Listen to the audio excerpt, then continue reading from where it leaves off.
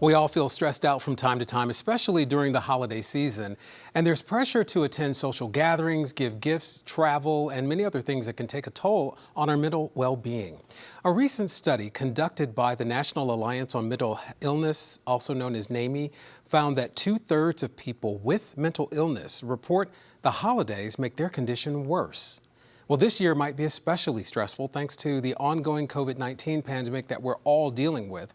The loss of loved ones, financial stresses from work, and feelings of uncertainty due to a wide variety of reasons. And in this special edition of Healthy Connections, we're going to get an in-depth perspective on how our mental health might be challenged during these stressful times. Joining us is Ann Sutherland, licensed mental health counselor and regional director of substance abuse and mental health with the Florida Department of Children and Families. Ann, thank you for being with us today. Thanks for having me. You know, why is it that the holidays seem so stressful for some people? Yeah, so I think that's a really good question. And I think my response to that would be kind of two main reasons. The first being that there's just so much pressure around the holidays.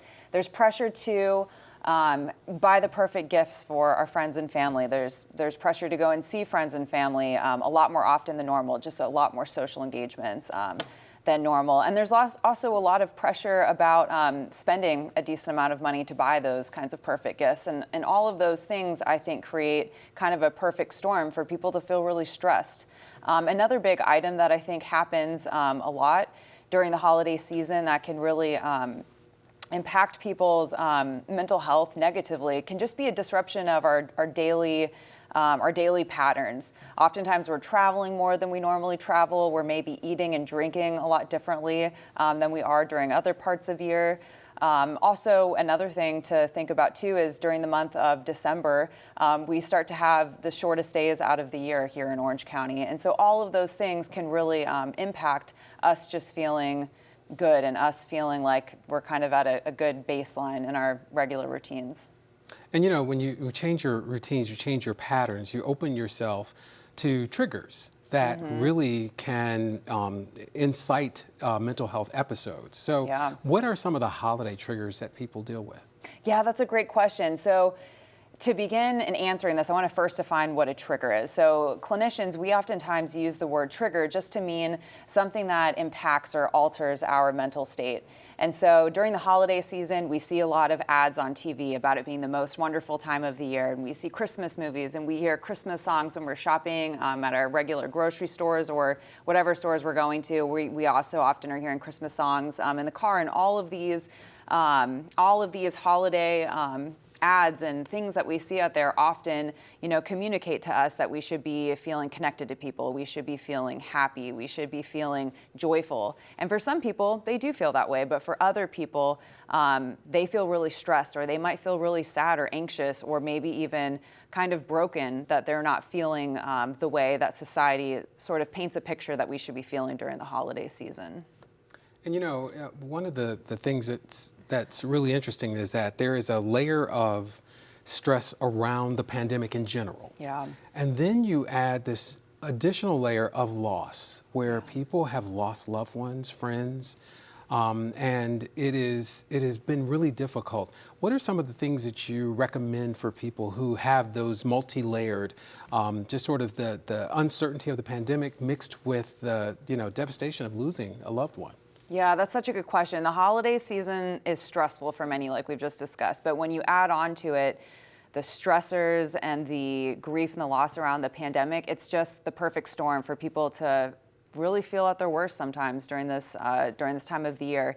And so what I would say that people can really think about during this time are try to identify those sorts of things in your life that are health promoting, that make you feel healthy, that make you feel nurtured, and identify those things that make you feel bad or worse than normal. And then think about what you can do in changing your daily routines and lifestyles during this time to do more of what helps you and do less of what feels bad.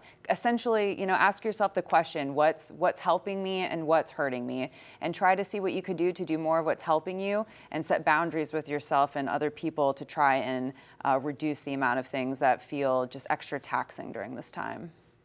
Are there signs or symptoms that we as family members, loved ones, can see when someone is really having some mental health challenges? Yes, definitely. So some things to look out for, both for yourself and maybe a loved one, would be things like shortness of temper, a shorter temper than normal, changes in sleeping patterns. So are you sleeping more or are you sleeping less than you might normally be sleeping? Eating, are you eating more or are you eating less? Also, a difficult time paying attention. And then also, prolonged feelings of sadness and hopelessness. Those are all signs that, maybe some mental health challenges might be present. Right. Under eating, overeating, all of the things that are just outside of that person's normal personality. Yes, it's really exactly. important to look at. What are the tips that you have for people who really are struggling to get through this holiday season? Maybe they generally don't struggle with the holidays. They're all unique lately. And also for people who normally have anxiety and issues during this time of the year, what are some of the tips that you would offer to help them through this period? Yeah, so some tips I would offer to help people through this period would be things like starting off thinking about and identifying what you can control and what you cannot control, and really focusing on putting the majority of your efforts into those things that you can control in your life and that you feel like are health promoting. The second category of things I would really advise people to look at is to identify and adopt healthy patterns and habits during this time. So that might be things like doing cardiovascular exercise, getting your heart rate up and sweating. There's really good research that shows that helps to reduce depression and anxiety symptoms. Other healthy habits people can think about that we know can improve mental health can be things like making sure you stay hydrated, really paying attention to the quality of sleep that you're getting, really prioritizing a good sleep routine so that you are feeling well rested the next day. Also looking at what you're eating. The foods that we eat can vary person to person in terms of what makes a person feel good or bad, but start to pay attention to what those kinds of healthy eating habits might be for you, and try to stay with foods and drinks that make you feel good the next day.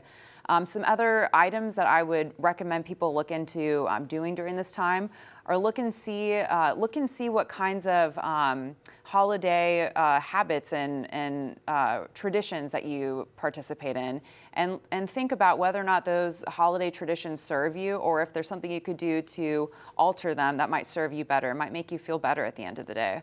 And then the last thing I would suggest that people really think about is, if you need help, don't feel bad about asking for it. There are people out there who are eager and willing to help support you through difficult times, and they're just a phone call away. Absolutely. And I just want to thank you for being with us, because you've left us with some really good tips that you probably should take advantage of, and that is take steps to help prevent the stress that's around you, especially around the holidays. And remember not to abandon those healthy habits, just like Ann said. Take a breather and seek some professional help if you need it. And we want you to come back and keep making those healthy connections with us. Ann, thank you. Happy holidays to you. Thank you, and to you as well. We'll be right back with more. Stay with us.